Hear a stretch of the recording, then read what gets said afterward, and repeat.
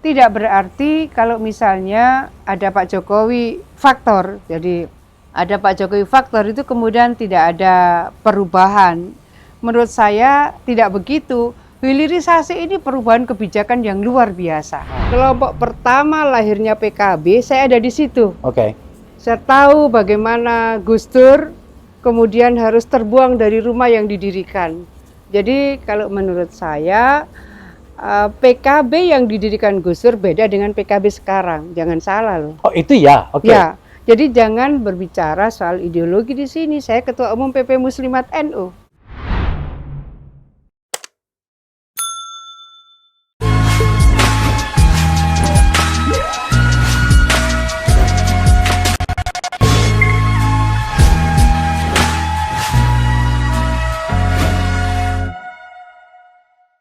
Saya harus ke Surabaya Maaf. untuk mengejar tamu Akbar Faisal Unsensor kali ini. Sebab sejujurnya memang harus ke Surabaya. Anda pasti tahu bahwa, karena saya sedikit punya pengalaman, bahwa Jawa Timur itu selalu jadi faktor penentu. 16% jumlah pemilih nasional ada di Jawa Timur. Maka kemudian wajar kalau siapapun yang berbicara tentang politik itu harus menyiapkan skenario khusus untuk Jawa Timur. Dan tentu saja orang yang harus ditemui dan harus diajak bicara di Jawa Timur itu adalah gubernurnya. Saya sekarang menjadi tamu beliau. Bu Gub, makasih loh Bu Gub. Sama-sama. Ini, Mohon maaf ini datang dari umroh langsung tak cegat. Begini, Bu Gub, seperti pembukaan saya tadi, ada yang menarik dari posisi Anda hari ini adalah betapa kemudian timingnya itu tampaknya itu pas. Apa yang saya maksud adalah Gubernur Jawa Timur yang paling akhir tanda petik menyatakan sikap. Kalau boleh dikatakan seperti itu. Beberapa jam dari saat kami ngambil gambar pada tanggal 10 Januari ini di bandara, saya baca beritanya tadi, ada di sini di catatan saya, bahwa Ibu Hovifah Indar Parawansa, Gubernur Jawa Timur, telah menyatakan sikap mendukung Prabowo Gibran dan bersedia untuk menjadi juru kampanye. Seperti itu Ibu Gub? Ya. Saya berapa kali ditanya kawan-kawan, banyak ragam, banyak elemen, tapi kawan-kawan media tentu yang mengingat statement-statement saya sebelumnya, dan beliau ingin mengambil posisi awal saya landing di Juanda. Jadi mereka kemudian, Mbak, Bu, katanya pulang umroh akan ada statement tentang dukungan. Oh iya, saya bilang, saya baru mendarat di Surabaya. Saya menyampaikan dukungan saya kepada paslon 02. Saya menyampaikan begitu, ya sesuai janji saya bilang. Menariknya, setidaknya bagi kami di Nagara Institute dan di Akbar Faisal Unsensor itu adalah dukungan itu, meskipun sebenarnya tanda-tandanya kita sudah baca. Kita bisa melihatlah pergerakan dan bahasa tubuhnya Ibu Gub itu. Itu diberikan ketika dukungan 4 parpol itu telah di tangan. Ya. Dan dukungan parpol di tangan itu adalah parpol yang mendukung Pak Prabowo. Gerindra, PAN, Golkar, dan Demokrat. Ada satu yang saya catat dari catatan yang saya miliki itu adalah khusus untuk dukungan Demokrat itu ada klausula berpasangan dengan Emil Dardak. Ibu Gub, saya butuh penjelasan yang agak detail soal itu. Ya, political trust itu penting. Oke. Jadi kalau ada muncul trust di antara kita dalam segmen apapun, faktor apapun, variabel apapun, saya rasa itu akan menjadi bagian dari perekat dan pengikat kita, bahwa kita saling mempercayai. Muncul trust itu sesuatu yang sangat penting bagi kita di sektor apapun, mau sektor ekonomi, mau sektor sosial, termasuk di politik. Dan ketika PAN pertama kali memberikan dukungan untuk Pilgub periode kedua nanti, tidak mengkonfirmasi sebelumnya itu Pak Zul. Nggak ada konfirmasi. Jadi sepertinya mereka ingin memberikan surprise, hanya ingin memastikan Mbak Hop datang ya, Mbak Hop datang ya, insya Allah saya datang. Oke. Dan ketika saya sampai di forum itu, beliau baru sampaikan nih, saya bawa map, nanti saya serahkan rekomendasi pertama untuk insya Allah saya ikut running pada putaran kedua, pada periode kedua Pilgub itu rekomendasi pertama dari Partai Amanat Nasional. Baru kemudian dari Gerindra, kemudian dari Partai Demokrat. Yang tadi Bang Akbar sampaikan ada nama Cawagup, Mas Emil. Kemudian yang keempat dari Partai Golkar. Keempatnya kebetulan berada di dalam satu kesatuan, jadi mereka di barisan pendukung paslon 02. Jadi saya rasa ada trust yang cukup kuat di antara partai pengusung 02. Lepas dari itu saya rasa kita juga butuh strong power leader. Itu penting. Bagi Indonesia dengan mungkin sudah 276 juta penduduk, kemudian keberagaman dari Sabang sampai Merauke, kemudian ya banyak variabel-variabel yang potensial untuk mendorong dinamika tertentu sehingga membutuhkan stabilisasi tertentu. Strong power leader bagi Indonesia menjadi sangat penting. Kita semua memiliki tokoh-tokoh nasional yang luar biasa, para capres kita juga luar biasa, tapi tentu masing-masing kemudian memiliki keunggulan kompetitif dan keunggulan komparatif. Dengan indikator-indikator yang mungkin tidak semua elemen masyarakat sama menyusun indikatornya. Nah, saya rasa mendukung paslon 02 ini tentu dengan berbagai pertimbangan strategis bagi siapa saja. Yang mereka mendukung paslon lain juga pertimbangan-pertimbangan strategisnya juga pasti sudah tersusun sedemikian rupa, dan saya mengambil posisi ingin memberikan penguatan pada pemenangan paslon 02. Saya akan bicara agak detail soal itu, Mbak Afifah, pada bagian akhir dari diskusi kita. Tapi saya ingin memahami sedikit dukungan Anda berikan itu ketika sertifikat dukungan itu sudah ada. Saya katakan pada beberapa kawan tadi, termasuk Lutfi, ketua KPW, sahabat saya di sini, saya katakan, cakep ini barang. Ya kan? Ini taktis banget gitu ya. Karena ya saya setuju pada bagian yang dikatakan oleh Mbak Viva tadi, mengatakan soal kepercayaan, termasuk pada bagian ini juga menurut saya. Karena kita lihatlah bagaimana, saya tidak ingin menggunakan kata saling melukai gitu ya. Tapi memang direncanakan Mbak Viva soal itu, bahwa oke, saya akan berdiri pada posisi Anda, tetapi barang ini jelas dulu dong. Oh enggak ya? Enggak ada begitu. Boleh dikonfirmasi misalnya ke Pak Erlangga, Ketum Golkar. Juga tadi yang saya sampaikan Pak Zulhas misalnya, itu bahkan tidak ada konfirmasi sama sekali sebelumnya, cuma memastikan datang ya Mbak, begitu. Nah, kemudian ketika Gerindra memberikan rekomendasi, juga begitu, nanti tanggal 10 Desember waktu itu ya, kita akan sampaikan rekomendasi, kira-kira seperti itu. Dan kemudian Demokrat itu mengkonfirmasi bahwa nanti Mas AHY, Ketum Partai Demokrat, akan menyampaikan rekomendasi dengan Cawagup. Sesederhana itu sebetulnya. Itu artinya ada trust yang cukup kuat. Jadi political trust menurut saya menjadi bagian yang sangat penting. Dan menurut saya itu taktis, Mbak. Kalau saya bahasa saya ya, itu tidak salah gitu loh. Tapi itu oke. Saya terima penjelasan itu. Tapi ada poin yang tadi, Mbak, soal mengatakan 3 partai memberikan dukungan tapi tak ada klausula khusus di situ dengan soal wakil. Ini Demokrat mengajukan, tak kasih, tetapi ada mengatakan ada Emil Dardak. Pada bagian ini saya ingin mewakili publik dengan mengatakan begini, apakah Ibu Gub Ibu Hovifah dalam hal ini tidak mempertimbangkan bahwa kerumitan bisa terjadi nantinya ketika 3 partai yang lain itu kemudian mengatakan, oke, kita sudah menang, boleh dong, orang saya juga masuk di situ loh. Gimana Iya. Ibu Hovifah?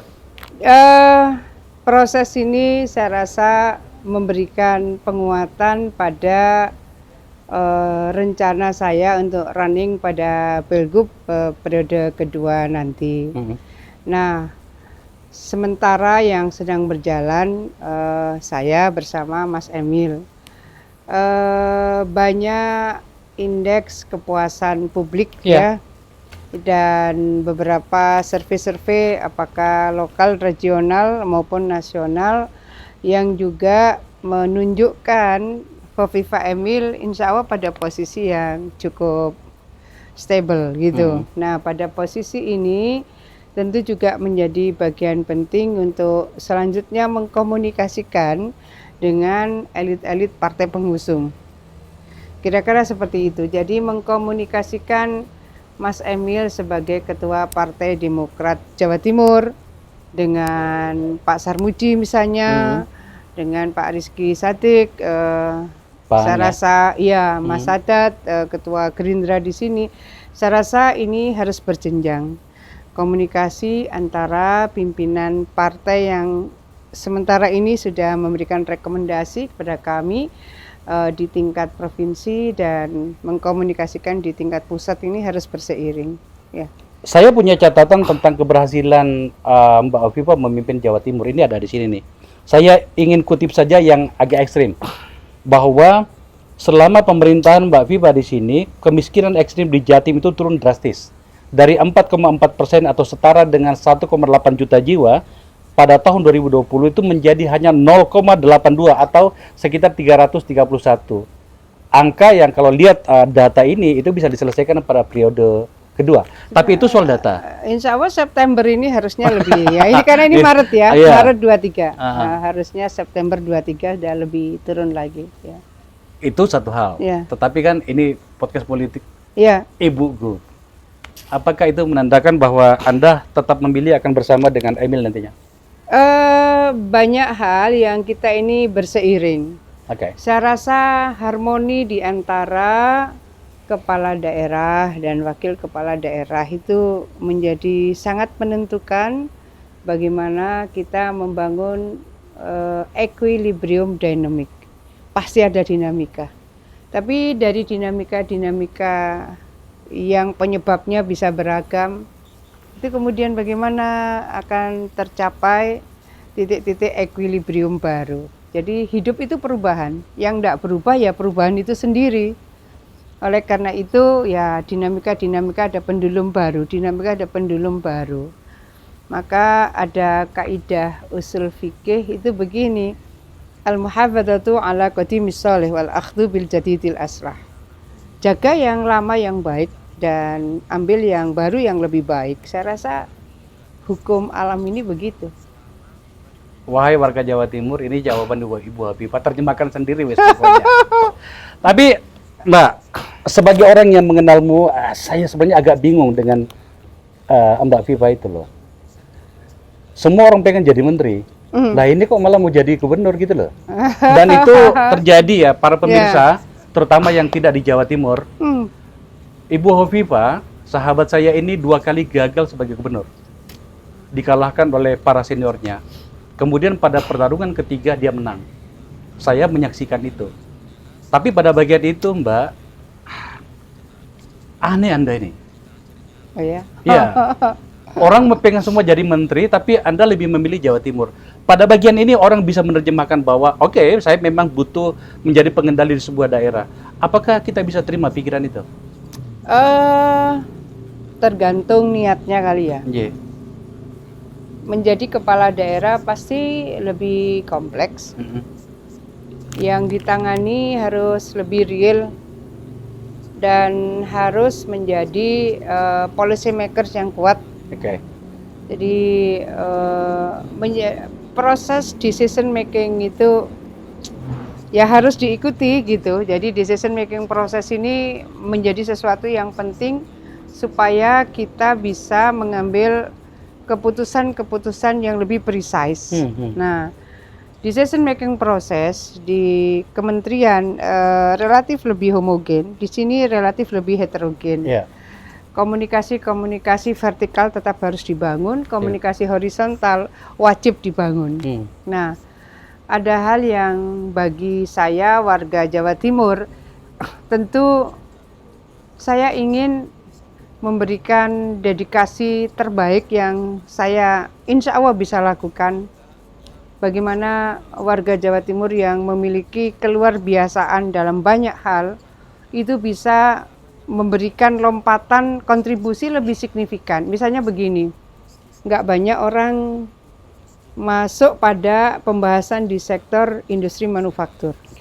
Industri manufaktur di Indonesia target 2045 itu baru 30%. 2045.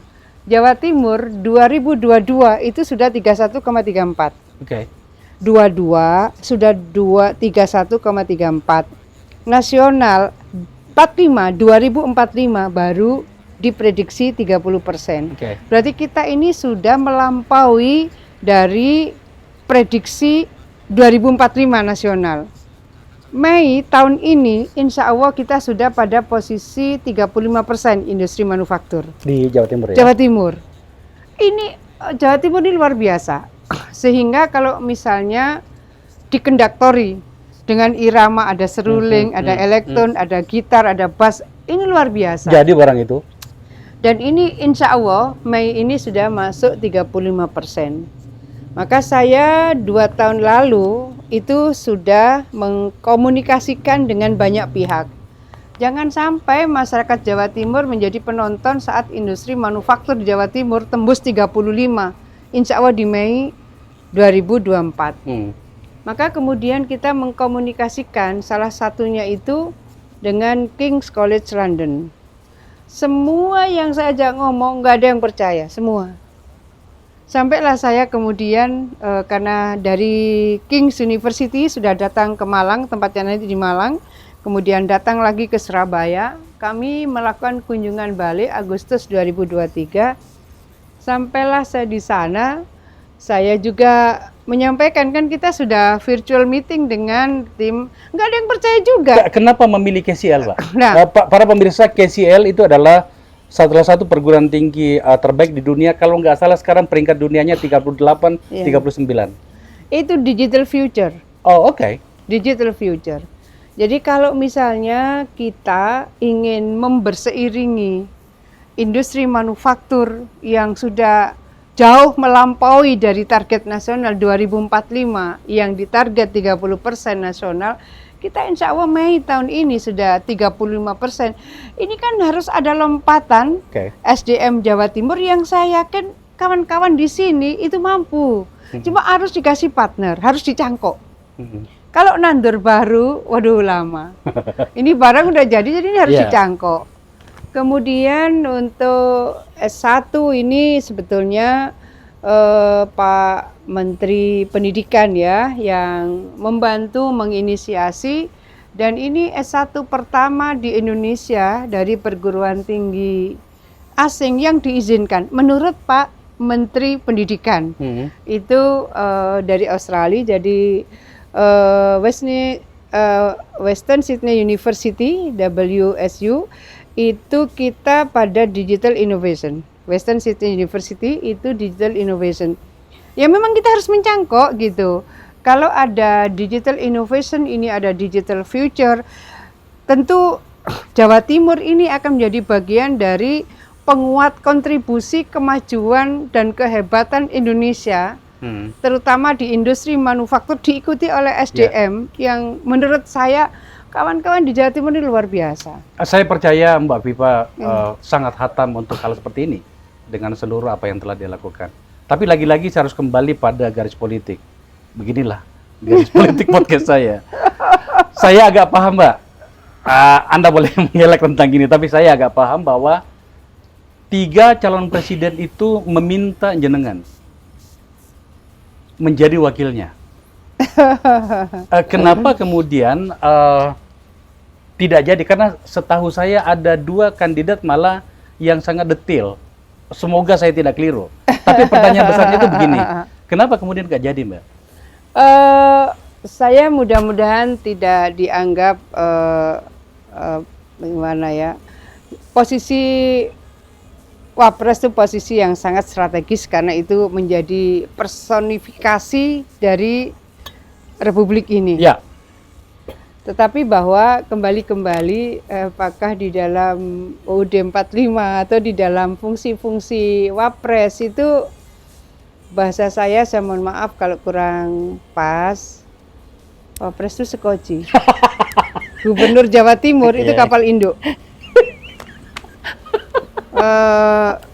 Saya mohon maaf kalau saya menggunakan terminologi yang kurang tepat. Itu saya. Orang lain kan boleh punya pendapat lain dengan referensi lain gitu. Karena tugas itu ada di Presiden, kewenangan ada di Presiden. Kalau Presiden mendeliver baru jalan. Presiden tidak mendeliver ya, sebenarnya fungsi itu tidak melekat secara yuridis. Kalau kepala daerah, dia bisa membangun, saya tadi menyampaikan ini, dia jadi policy maker, dia decision making prosesnya harus jalan dan seterusnya dan seterusnya. Saya melihat kalau Jawa Timur ini kapal induk, saya ingin menyampaikan definisi kapal induk menurut saya adalah lumbung pangan nasional itu Jawa Timur. Kalau orang mau kerja keras, mau telaten, mau detail, mau how to solve the problem, itu nggak ada habisnya ini meng-create sesuatu yang memang luar biasa yang dimiliki oleh Jawa Timur. Orang mau cerita produksi padi, selalu tertinggi Jawa Timur. Orang cerita mau populasi sapi, tertinggi juga Jawa Timur. Ayam, tertinggi juga Jawa Timur. Ikan tangkap, tertinggi juga Jawa Timur. Jadi kalau kita mau bilang 3 hal yang oleh dunia dikhawatirkan akan mengalami mungkin tantangan, itu salah satunya adalah sektor pangan. Jawa Timur ini lumbung pangan nasional yang luar biasa. Jadi rasanya ini bagi saya bisa memberikan manfaat lebih substantif dan lebih signifikan bagi Indonesia tanpa harus kemudian menjadi yang lebih tinggi posisinya. Ya, kalau ini saya menempatkan diri sebagai khodimatul ummah, saya pelayan masyarakat. 16 provinsi di Indonesia Timur, hampir 80% logistiknya disuplai Jawa Timur. Perasaan saya pahalanya lebih banyak dibanding jadi Wapres. Kalau mau amal soleh di sini banyak sekali ladangnya. Ladang beramal soleh di sini banyak sekali. Dan itu di banyak sektor. Ini kan saya baru cerita sektor pangan.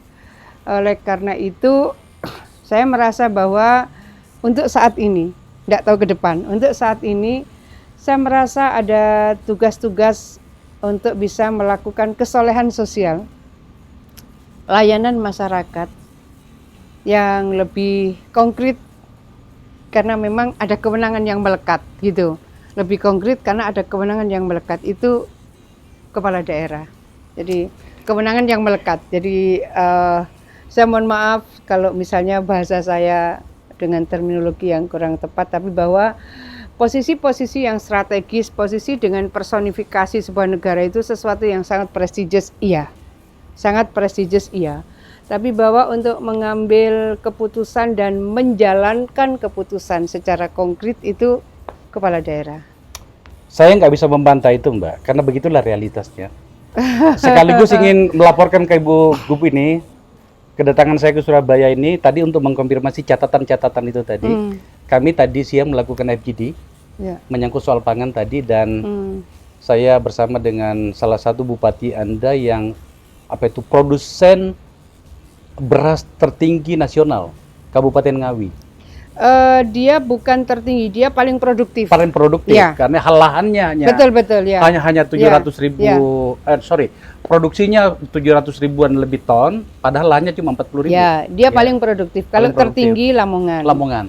Dia paling produktif karena 1 hektar dia rata-rata bisa 12 ton. Ya, perlu saya selipkan bagian ini sebagai laporan kepada Bu Gub. Tapi soal yang tadi itu saya nggak bisa bantah, Mbak. Cuman penonton saya ini selalu suka yang itu. Kenapa sih Bu Hovifah itu nggak mau? Kita kan pengen ada lagi perempuan di kepemimpinan nasional. Pada bagian ini saya mau tanya, Mbak. Memang hampir banget waktu itu ya? Kayaknya ya. Kayaknya ya. Kayak gitu ya? Ya, jadi kalau menurut saya ada ladang amal gitu. Ladang amal yang lebih konkret dan kita bisa menjalankan secara langsung. Perasaan saya kepala daerah lebih luas ruang-ruang kewenangan yang melekat. Terkhusus untuk Jawa Timur ya? Iya, Jawa Timur ya. Iya. Oh, dengan segala hormat provinsi yang lain sama lah. Dengan segala hormat ya. Oke, kita maju Ibu Gubernur.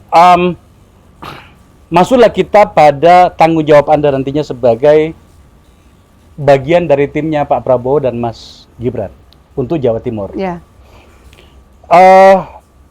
Jawa Timur adalah sebuah daerah yang sangat terbuka, masyarakatnya heterogen, tetapi pada bagian tertentu ini dilapisin oleh sebuah kata. Ini adalah daerah santri. Penonton saya pengen penjelasan dari Anda tentang bagaimana nantinya Anda sebagai gubernur mengelola situasi ini. Karena kampanye tinggal sekitar sebulan ya dari sekarang. Bagaimana mengelola situasi ini sementara kandidat-kandidat yang lain juga menjadikan Jawa Timur sebagai pangsa utama. Oh ya, ini kan pasti bukan kampanye, itu bukan ayo dukung ini, ada proses lama yang sudah kita lakukan bersama. Ada proses menyemai yang sudah tumbuh. Ada proses menyiram yang sudah kita lakukan cukup lama. Jadi saya rasa ibaratnya hari ini yang mungkin mereka ingin mengetahui afiliasi dukungan saya, mereka hari ini sudah bisa mendapatkan informasi bahwa saya, bismillah, mendukung paslon 02. Insya Allah resonansinya akan cukup besar. Jadi kan pasti ada relawan-relawan yang juga bergerak, kemudian ada survei-survei. Saya selalu berjalan berbasis data, jadi kita tahu mana yang undecided voters, mana yang kira-kira masih mengambang, mana yang kira-kira masih menunggu, dan seterusnya. Insya Allah bukan karena kita harus kampanye secara terbuka, rapat umum, saya rasa tidak harus begitu, tapi dengan kepastian saya mendukung 02, mudah-mudahan juga menjadi penguatan bagi mereka yang selama ini masih menunggu. Itu karena cukup banyak juga mereka yang menunggu, ini Bu Hovifah kemana sih, Bu Hovifah kemana sih, karena mereka ingin ada referensi. Yang saya maksud gini loh Bu Gub, soal nantinya Anda akan maju pada pilkada dan membutuhkan dukungan dari komunitas masyarakat Jawa Timur secara keseluruhan, itu adalah satu hal.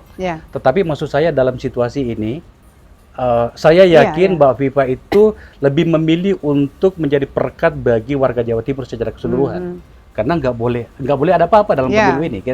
Nah, tapi seperti yang saya sampaikan tadi, Jawa Timur itu Mas Ganjar relatifly punya basis di sini.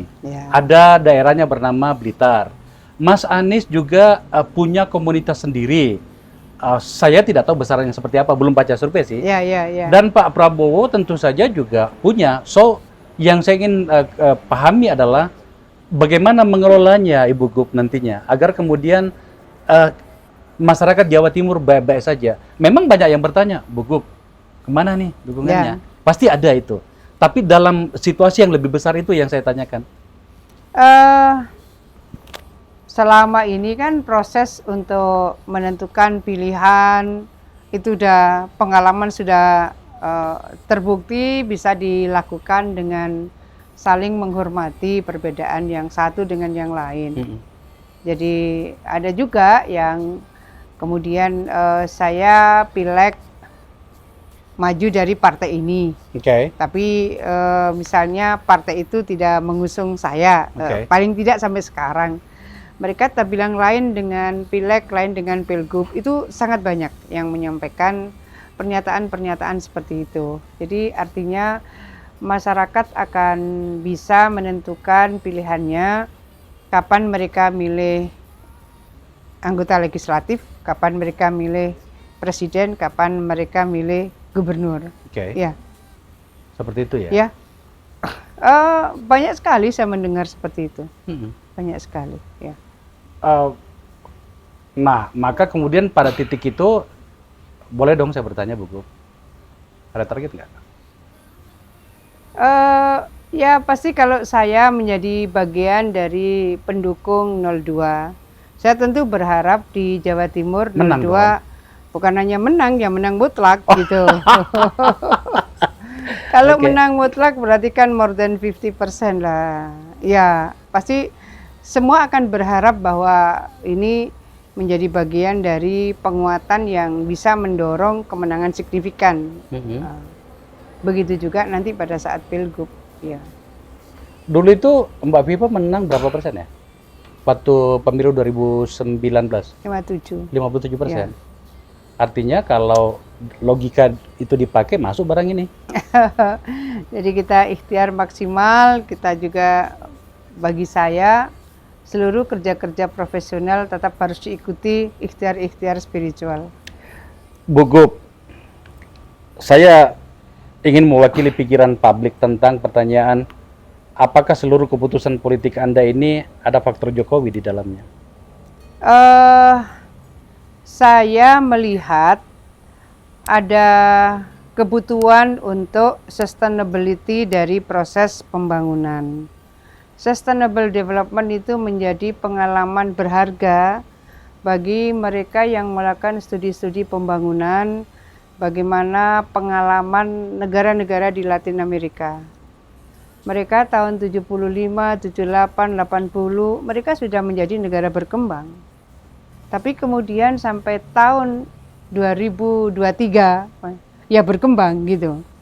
Bahkan ada yang kemudian mengalami penurunan pertumbuhan ekonomi.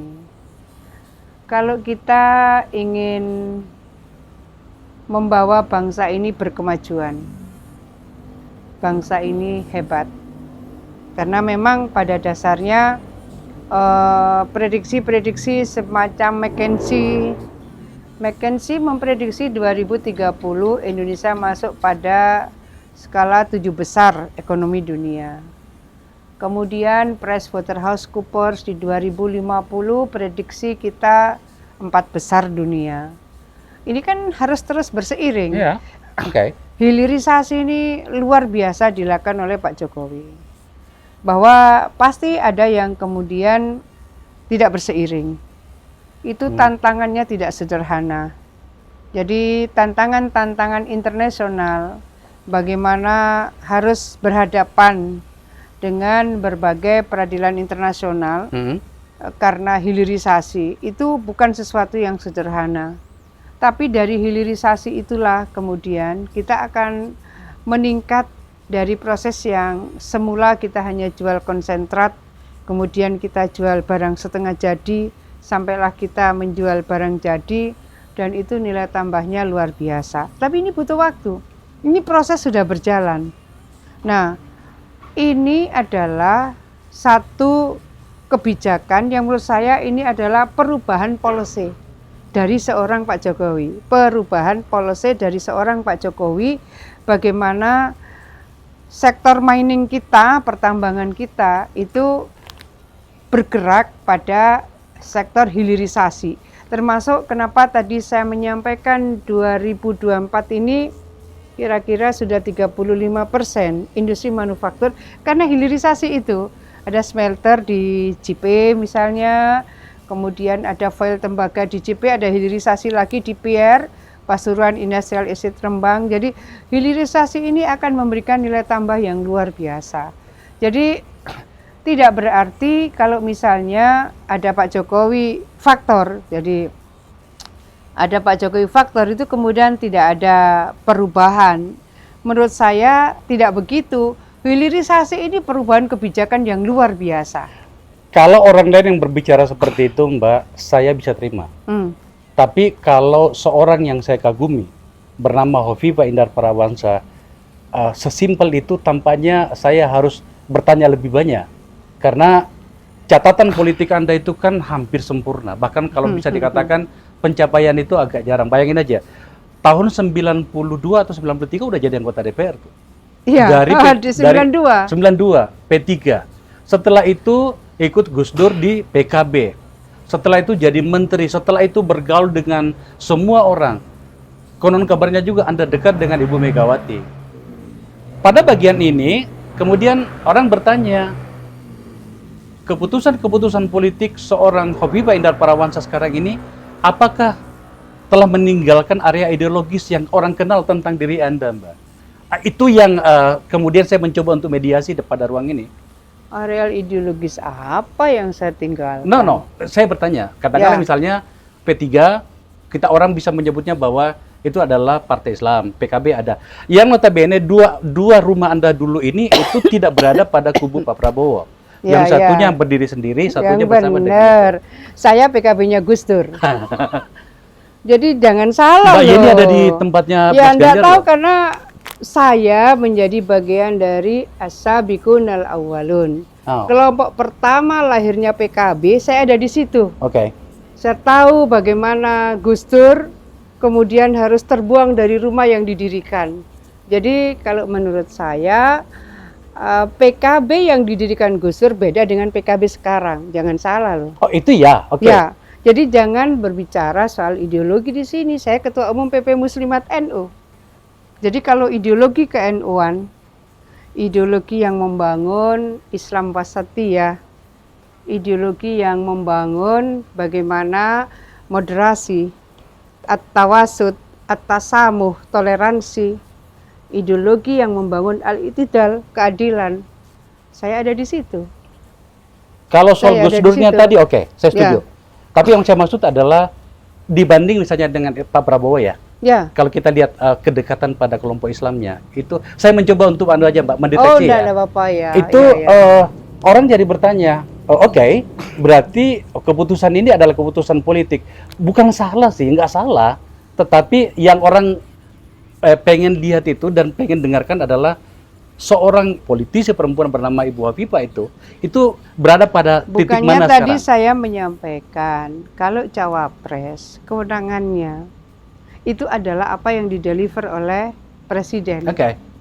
Nah, di mana sekarang capres ya, yang berbasis PKB atau berbasis P3 atau tidak pada politik aliran. Jadi capres yang kira-kira kalau saya secara ideologis saya dibesarkan oleh NU yang mengajarkan at-tasamuh, at-tawasud, toleransi, kemudian moderasi, al-i'tidal, bagaimana sikap tegak lurus, adil.